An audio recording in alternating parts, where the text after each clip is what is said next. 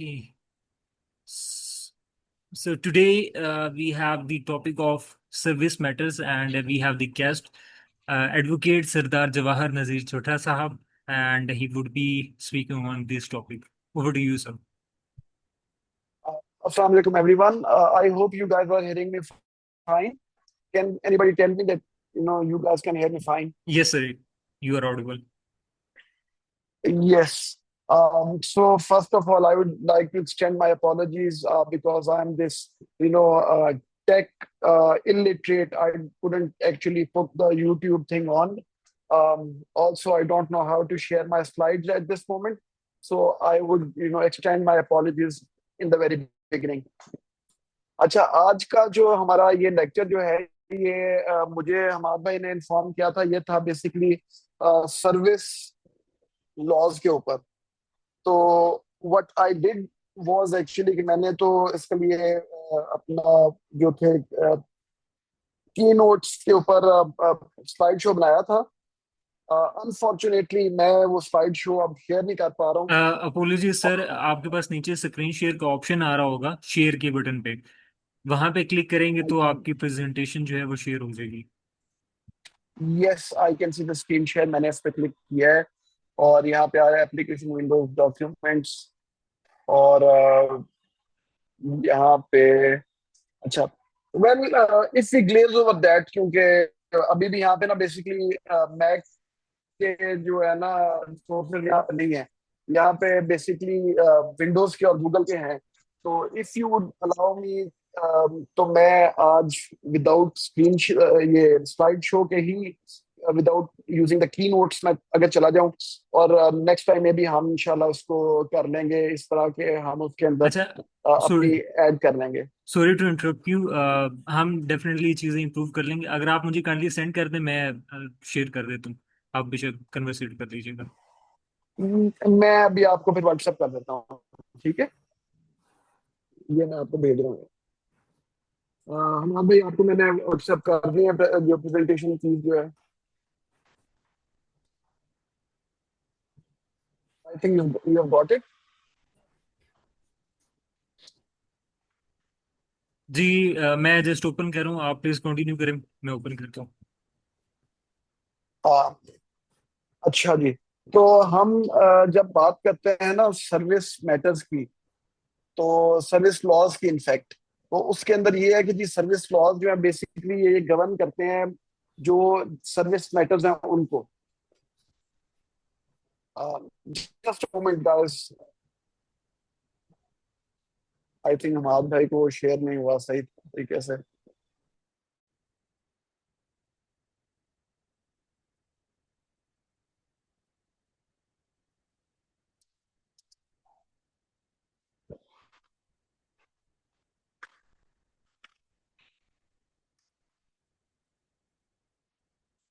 तो सबसे पहले हम इसके अंदर आ जाते हैं जब हम बात करते हैं सर्विस लॉज की।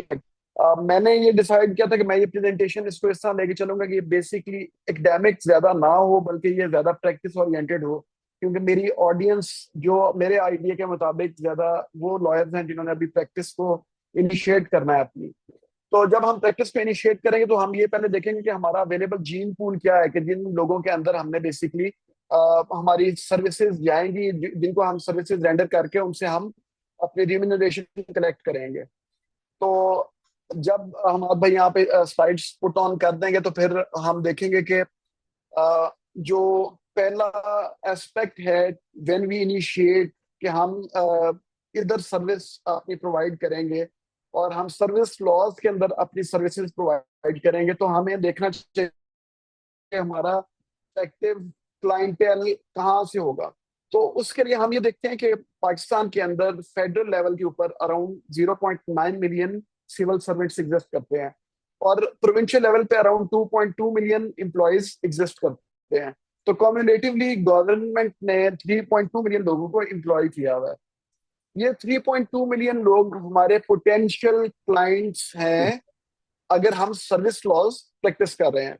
अब हम ये देखते हैं कि हमारे सर्विस लॉज के अंदर, लाइक आई सेड, कि ये प्रैक्टिस ओरिएंटेड वीडियो होगी, ना कि सिर्फ एकेडमिक वीडियो हो, तो हम देखते हैं हमें पोटेंशियल से information दे सकते हैं।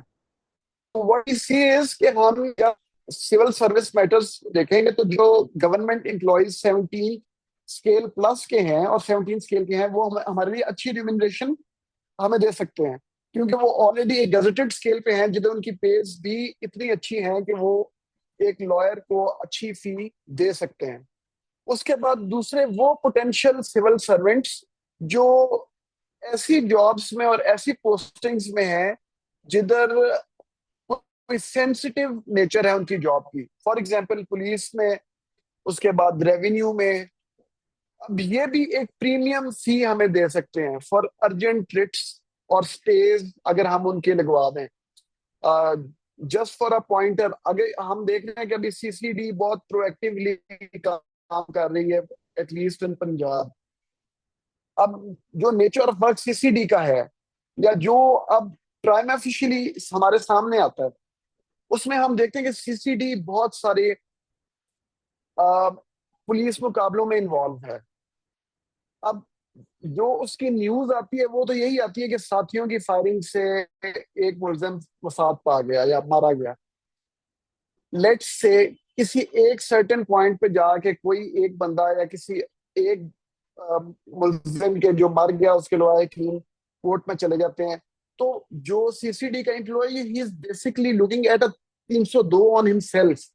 तो वो शख्स रेडिली एक अच्छा civil service law practitioner hire करेगा, ताकि वो अपनी जान छुड़वा सके, क्योंकि आफ्टर ऑल वो एक हीनियस ऑफेंस में खुद फंस जाएगा।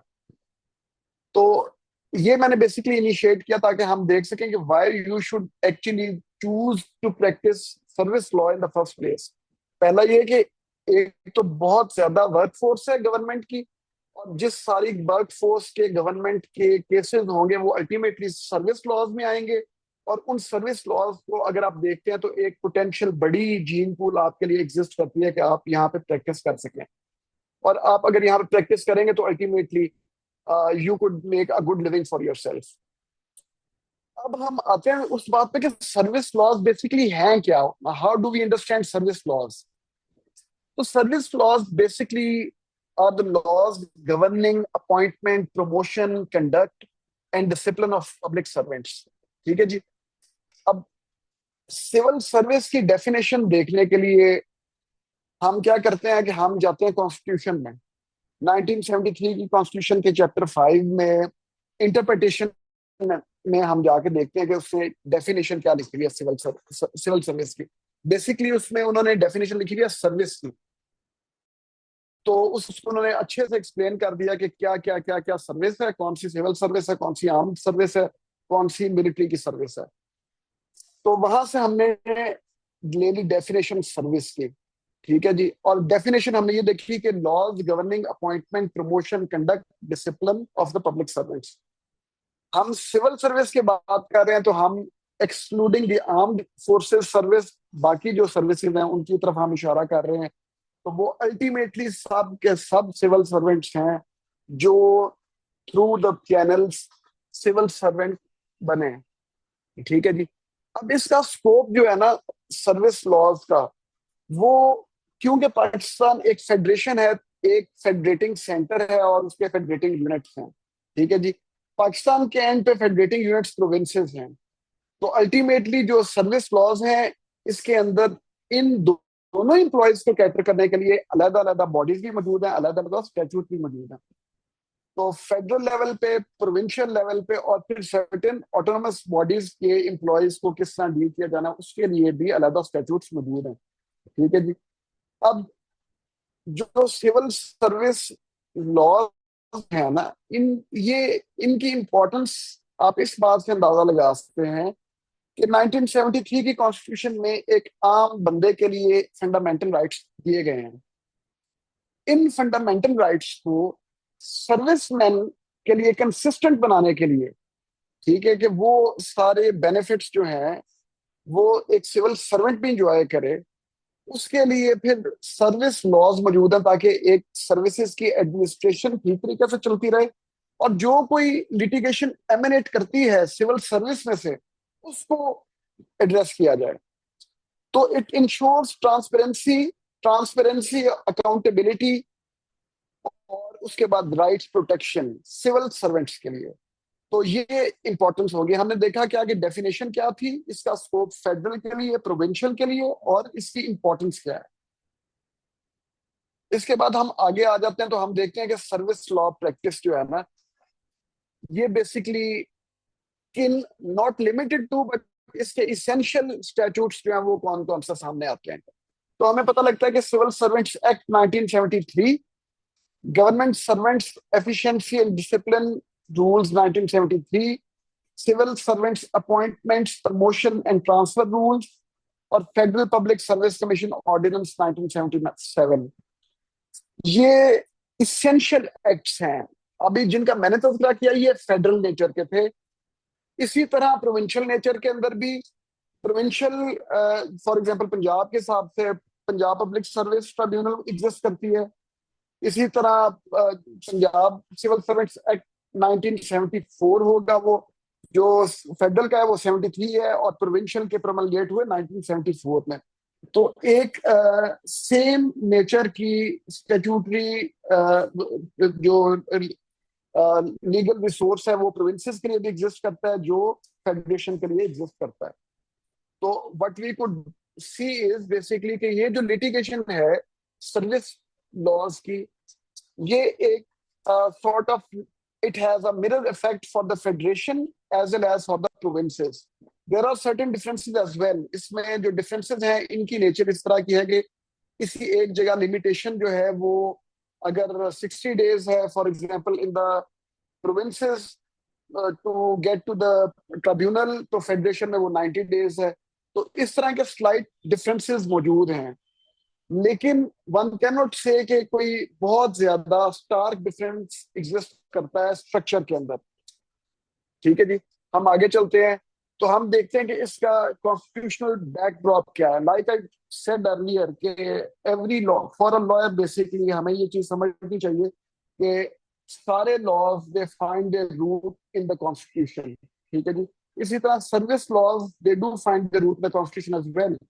अब कॉन्स्टिट्यूशनल बैकड्रॉप में what the constitution has to say about the service laws, और इसके लिए हम देखते हैं कि आर्टिकल 240 और आर्टिकल 242 सिविल सर्विस रेगुलेशंस को देखता है, एड्रेस करता है how to regulate the civil service.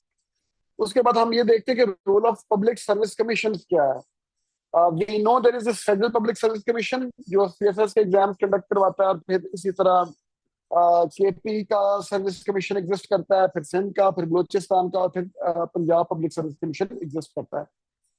तो ये पब्लिक सर्विस कमीशन एग्जिस्ट करते हैं। और फिर हम ये देखते हैं कि जी ये जो सर्विस कमीशन जो थी, ये भी बेसिकली 1973 के कॉन्स्टिट्यूशन के अंदर प्रिस्क्राइब्ड है। अब हम देखते हैं कि जो फंडामेंटल राइट्स की इम्प्लीकेशंस है ना, जैसे आर्टिकल 25 फॉर एग्जांपल इक्वालिटी जो है, ये बेसिक बेसिक ब्रेन चाइल्ड है for the service tribunal to exist, ताकि एक एक इक्वालिटी हो तमाम एम्प्लॉयज की बाकी तमाम एम्प्लॉयज के साथ। और जिस तरह मैंने पहले कहा कि जो फंडामेंटल राइट्स कॉन्स्टिट्यूशन ने इंश्योर करने हैं हम जनरल पब्लिक के लिए, तो उनका मगज, उनकी रूह वो पैरिटी के साथ सिविल सर्वेंट्स के ऊपर भी अप्लाई करे। इसीलिए जब हम आम तौर पे सर्टेन लिटिगेशन जो सर्विस लॉज के रिलेटेड है, उनमें हम देखते हैं कि इक्वालिटी अमंग इक्वल्स का प्रिंसिपल बहुत ज्यादा फॉलो हो रहा है। तो that is the article 25 of the constitution of Pakistan. तो ये कॉन्स्टिट्यूशनल बैकग्राउंड एग्जिस्ट करता है जो इंश्योर करता है कि किसी किस्म का कोई राइट फ्लाउट ना हो, और उसको रिड्रेस करने के लिए सर्विसेज ट्राइब्यूनल्स एग्जिस्ट करती हैं ताकि वो इंश्योर करें, रेमेडीज को लिए प्रोवाइड करें। अब जब हमने पहले डिस्कस किया कि पब्लिक सर्विस कमीशन एग्जिस्ट करती हैं, तो अल्टीमेटली हमारे सामने आ गया कि अपॉइंटमेंट करती हैं डिफरेंट, जिस तरह federal public service commission CSS के थ्रू रिक्रूटमेंट करती है, तो एक रेडी स्ट्रीम सिविल सर्वेंट्स की वो प्रोवाइड कर देती है स्टेट को कि वो यहाँ से अपने लिए सर्वेंट्स इकट्ठे करे, नौकर इकट्ठे करे, और फिर ये तमाम पब्लिक जो है ये एक smooth running of the business affair of the state के लिए ये इसको मिलते रहे. But we must also take note that this is not the only way that appointment is done into the government. तो हम ये देखते हैं कि जी अपॉइंटमेंट जब होती है तो it is done in 3 ways. पहली डायरेक्ट अपॉइंटमेंट, जैसे कि federal public service commission exam लेती है और provincial public service commission exam लेके रिकमेंड करती है सक्सेसफुल कैंडिडेट्स को और वो डायरेक्टली इंगेज हो जाते हैं इन द स्टेट क्राफ्ट. इसके अलावा जो दो और तरीके हैं टू गेट रिक्रूटमेंट और अपॉइंटमेंट, वो है आपकी अपॉइंटमेंट थ्रू ट्रांसफर और appointment through promotion. The reason I am mentioning this is because काफी सारी लिटिगेशन जब आप सर्विस लॉ को प्रैक्टिस करेंगे, it will actually come via these ways कि कोई शख्स ट्रांसफर हुआ from one place of his job to the next one. अब वो जब अगली जगह चला गया तो whether his seniority will get disturbed or not. So that is a question that comes into the ambit of our practice of the service tribunals. जैसा कि एक शख्स, for example I have actually undertaken such a case, तो मैं उसको side कर देता हूँ कि एक शख्स जो मॉडल कस्टम कलेक्ट्रेट समड़याल का एम्प्लॉय है, वो ये क्लेम करता है कि जब मैं सेंट्रल बोर्ड ऑफ रेवेन्यू का एम्प्लॉय था और ट्रांसफर होके MCC model customs collectorate Sambrial गया, तो मैं एक रेगुलर एम्प्लॉय के तौर पे गया क्योंकि आई ऑक्यूपाइड अ वेकेंट पोस्ट और that was a regular post. और मैंने सैलरी ड्रॉ करना शुरू कर दी मेरी नेक्स्ट प्लेस ऑफ ट्रांसफर से. और मेरे अपॉइंटमेंट लेटर में एक टाइम स्पैन प्रोबेशन का दिया गया था. तो this is now legal question that is addressed by the Federal Service Tribunal since he was employee of the Federal Department. तो 2 साल का प्रोबेशन पीरियड और 1 साल का एक्सटेंडेड प्रोबेशन पीरियड इलैप्स करने के बाद क्या ये शख्स वहां पे assimilate हो जाएगा as a regular employ of model customs collectorate Sambrial और नॉट. तो ये इस किस्म के मामला हमें देखने को मिलते हैं जब हम सर्विस ट्रिब्यूनल के अंदर सर्विस लॉज प्रैक्टिस करते हैं.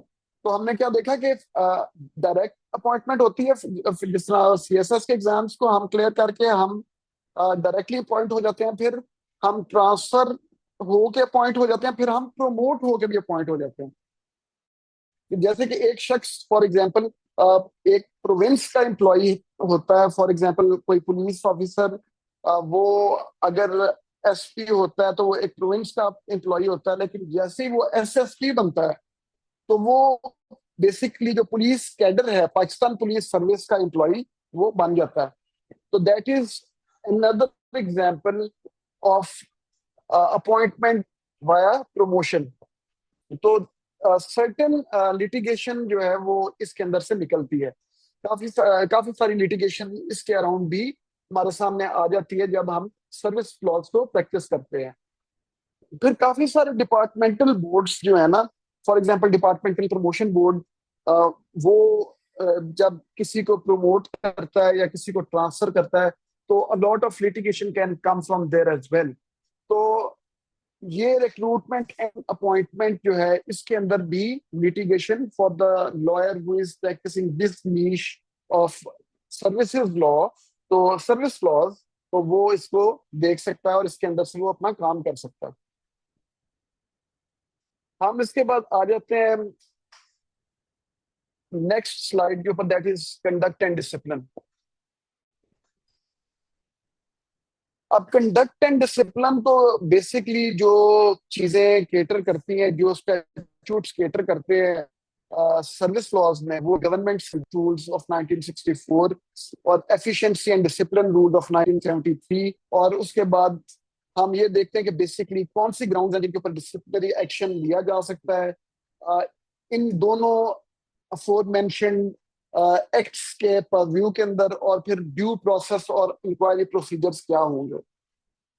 इंटरेस्टिंगली इनफ के ड्यू प्रोसेस और इंक्वायरी प्रोसीजर्स जो हैं ये ये ऑलमोस्ट सेम है हर जगह पे, from the length and breadth. ये ऑडियो अल्टम पर्टम जो है, जो बहुत कॉमन मैक्सिम है, nobody can be condemned unheard, उसके ऊपर बेस करते हैं।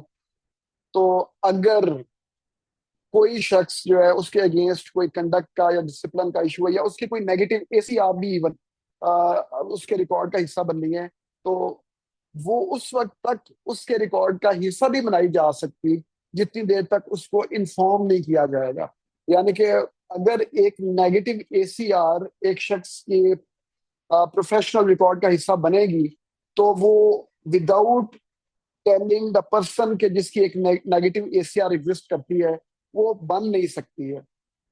अब फॉर एग्जांपल एक बंदे की कोई नेगेटिव एसीआर बन गई, तो उसके उसके रिड्रेसल में भी वो बेसिकली ट्रिब्यूनल के पास जाएगा, और वो एक डिपार्टमेंटल अपील फाइल करेगा। फिर उस डिपार्टमेंटल अपील के लैप्स होने के टाइम फ्रेम के बाद वो रेलिवेंट सर्विस ट्रिब्यूनल में जाएगा, और रेलिवेंट सर्विस ट्रिब्यूनल में जाने के बाद he would get that ACR जिसके अंदर वो नेगेटिव उसके मौजूद थे रिमार्क्स, उनको वो रिड्रेस कर सकता है। तो ड्यू प्रोसेस और इंक्वायरी जो है वो ऑलमोस्ट उसके लिए आप अपने जेहन में ये रखें कि ये ऑडियो अल्टम पर्टम को कभी डिफीट नहीं करेगी। अभी during the course of this lecture I would actually come down to explain कि हम एक टेस्ट केस के तौर पे देखेंगे कि किस तरह ये एग्जिस्ट करेगी, और किस तरह हम सर्विस ट्राइब्यूनल के अंदर एक केस को एडवांस करेंगे। अ, फिलहाल हम इस फ्लो को लेके चलते हैं कि जिसमें हमने पहले बाकी चीजें डिस्कस की, और फिर अब हमने कंडक्ट और डिसिप्लिन डिस्कस किया, और अब हम राइट्स और रेमेडीज जो है वो डिस्कस करते हैं। अ, अब राइट्स और रेमेडीज की जब हम बात करते हैं, तो इसमें इट इज वेरी क्लियर कि wherever there is a wrong there is a remedy to it. ठीक है, इसी तरह सिविल सर्विस जो सिविल सर्वेंट्स अपील रूल्स जो है 1977 के, उनके अंदर राइट टू अपील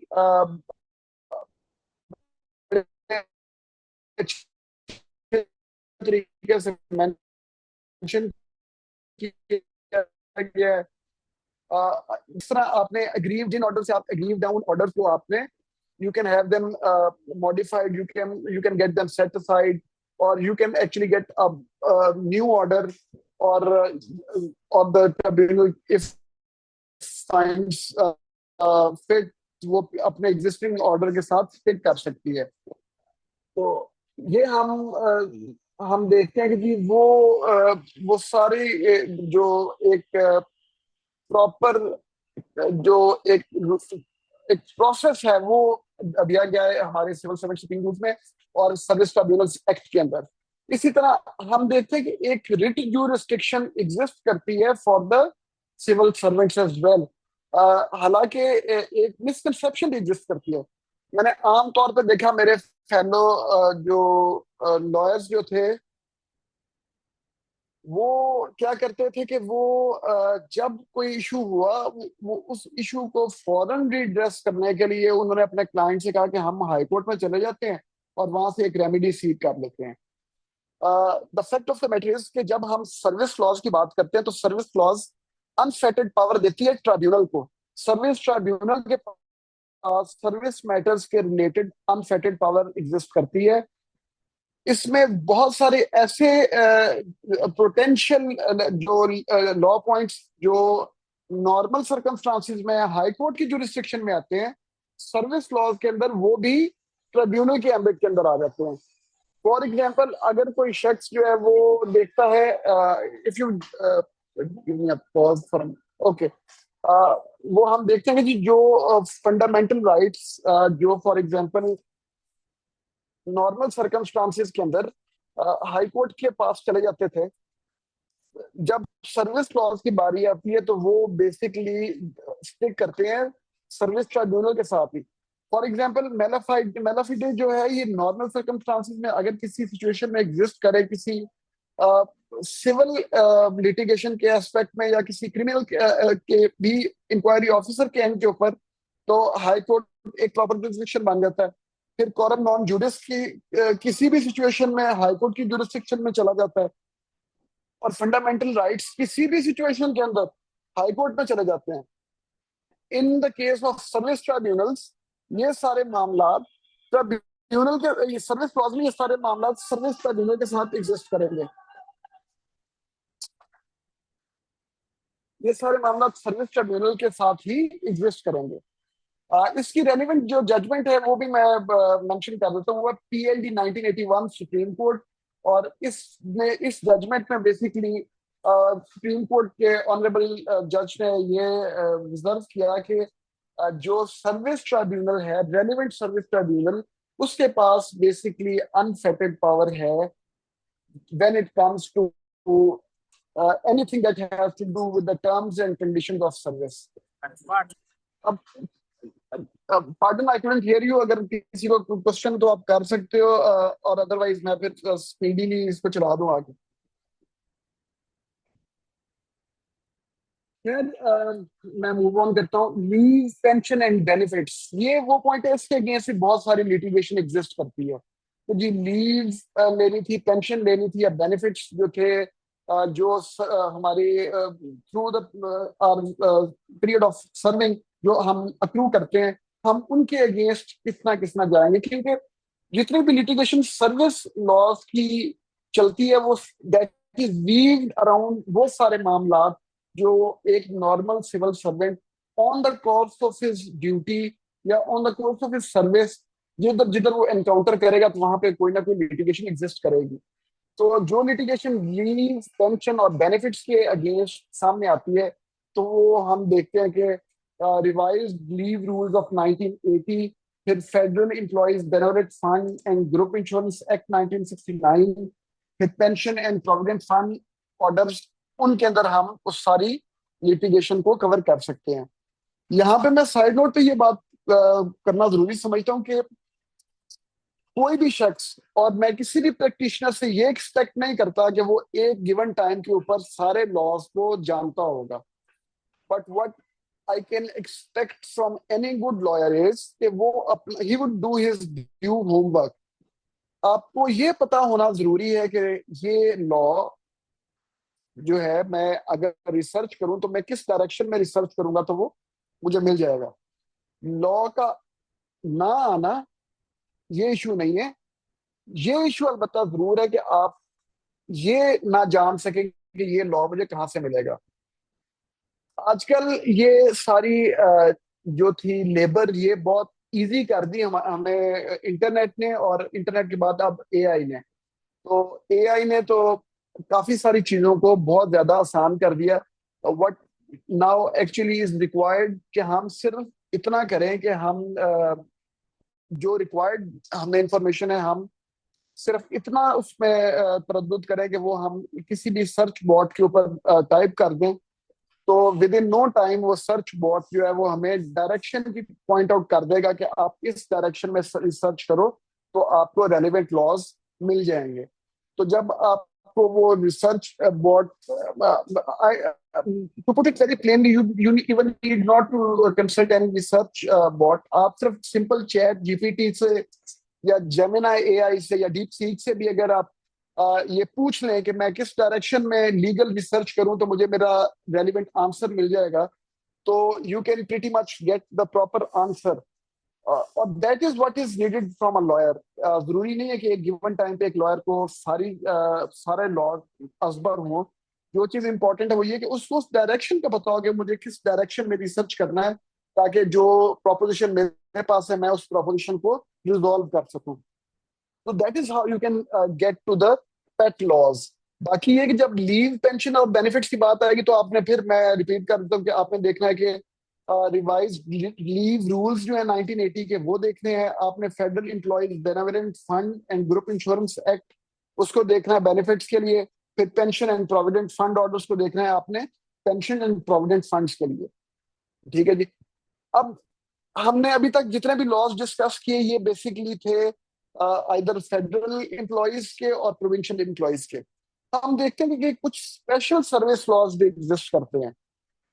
अब ये स्पेशल सर्विस लॉज एग्जिस्ट करते हैं, तो इसकी जो एक सबसे कॉमन अंडरस्टैंडिंग हम एक ले सकते हैं वो ये है कि अब पाकिस्तानी आर्मी के जो हैं सर्वेंट्स जो हैं, उनके ऊपर ना प्रोविंशियल कोई लॉ उनके ऊपर लागू होता है, ना ही वो फेडरल सर्विस के लॉज उनके ऊपर लगते हैं।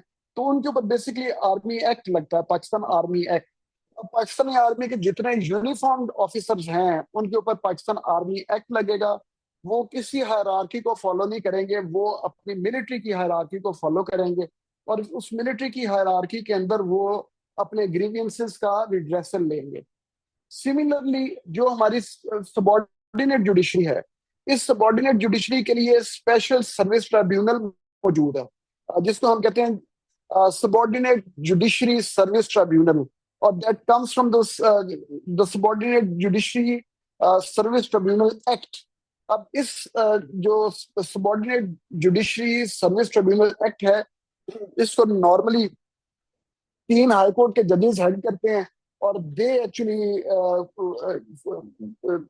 Actually adjudicate the matters that emanate from the service that the subordinate judicial officers they provide. अब इसी तरह एक sack employees reinstatement act of 2010 exist करता है, विच एक्चुअली केटर्स के जो एम्प्लॉइज सैक कर दिए गए थे, वो अपने राइट्स और अपने रिलीज को एडजस्ट कैसे करवा सकते हैं, तो that they can do it through sack employees reinstatement act of 2010। इसी तरह rules for employment with foreign governments जो है, ये लॉज के एम्बिट में आता है, क्योंकि आपके they are neither dealt with in federal service tribunal nor in the provincial service tribunals। ठीक है जी। इसके बाद हम देखते हैं कि जी चैलेंजेस और रिफॉर्म्स जो है वो कहाँ कहाँ हम देखे जा सकते हैं। ये बड़ा एब्स्ट्रैक्ट क्वेश्चन है, लेकिन एज लीगल प्रैक्टिशनर्स हमें इससे भी पाला पड़ सकता है। तो वो हमें किस सेंस में पड़ेगा पाला इसके अंदर, वो इस सेंस में पड़ेगा कि हम अगर एक हिस्टोरिकल पर्सपेक्टिव देखें, तो किसी टाइम पे पाकिस्तान में प्रोडा भी एग्जिस्ट करता था, और फिर इसी तरह एक और पूरा एक स्ट्रक्चर एग्जिस्ट करता था। अब ये जो स्ट्रक्चर्स थे, ये स्ट्रक्चर्स बेसिकली इसलिए लाए गए थे ताकि जो सिविल सर्वेंट्स हैं उनको पॉलिटिशियंस आर्म ट्विस्टिंग करें उनकी, और उनको अपनी विम्स एंड विशेस के मुताबिक चला सकें। तो व्हेन आई से कि पॉलिटिशियंस यूज करें, तो I feel it very shameful for my self कि मैं ये बात करूं, क्योंकि लॉयर्स जो है वो सिविल सिविल लिबर्टीज के अमीन होते हैं, हम पब्लिक के राइट टू एक्सप्रेशन के अमीन होते हैं, और जो पॉलिटिशियंस हैं वो बेसिकली हमारे नुमाइंदे होते हैं। तो व्हाट मीन इज कि मैं जब कहता हूँ कि वो पॉलिटिशियंस के आर्म ट्विस्ट करें, तो आई एक्चुअली मीन कि कोई बंदा जो साहिब इक्तदार है, कोई शख्स जो साहिब इक्तदार है, वो अपनी मंशा के मुताबिक सिविल सर्वेंट से काम लेने के लिए डिफरेंट एक्ट्स के जरिए उनको एक बीटिंग स्टिक के तौर पे यूज करता था। अच्छा सर, 1973 की कॉन्स्टिट्यूशन के प्रोमलगेट होने के बाद अपोलॉजीज विद द जी रिक्वेस्ट, 1 मिनट में ये क्लोज हो जाएगी मीटिंग, क्योंकि जूम पे 3